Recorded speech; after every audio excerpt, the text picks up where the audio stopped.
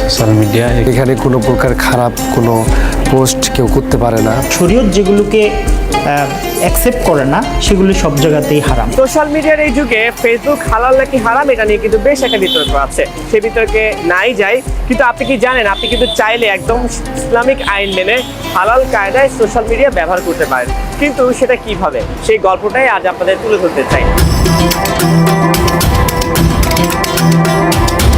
বিশ্বের মুসলমানদের কাছে দিন দিন জনপ্রিয় হয়ে উঠেছে সম্পূর্ণ হালাল সামাজিক যোগাযোগ মাধ্যম আলফাফা।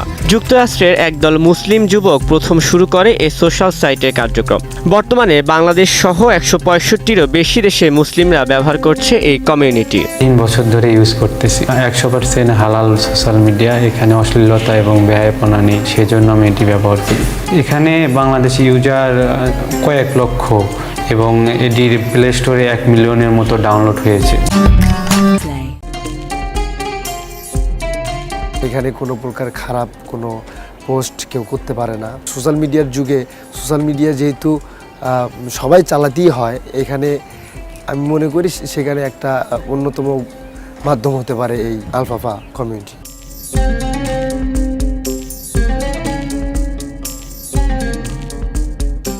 ফেসবুকের মতো আলফাফাতেও আছে বন্ধু যোগ করার অপশন, রয়েছে চ্যাট, স্ট্যাটাস, ছবি বা রিলস আপডেট করার সুবিধা। তবে সবকিছুই হয় ইসলামিক নিয়মে। ব্যবহারকারীদের জন্য প্রতিদিন নির্দিষ্ট সময়ে আপ করা হয় কোরআন তেলাওয়াত, হাদিস সহ বিভিন্ন ইসলামিক কন্টেন্ট। ফেসবুকের আদলে নির্মাণ করা হলেও সাইটটি পুরোপুরি ফিতনা ছাড়া ইসলামিক নীতি ও আদর্শে পরিচালিত।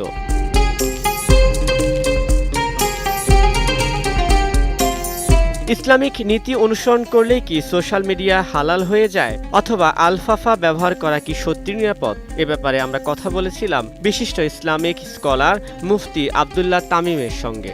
শরীয়ত সম্মত যে জিনিসগুলো আছে সেগুলো আসলে সব জায়গাতেই হালাল, আর শরীয়ত যেগুলোকে অ্যাকসেপ্ট করে না সেগুলো সব জায়গাতেই হারাম।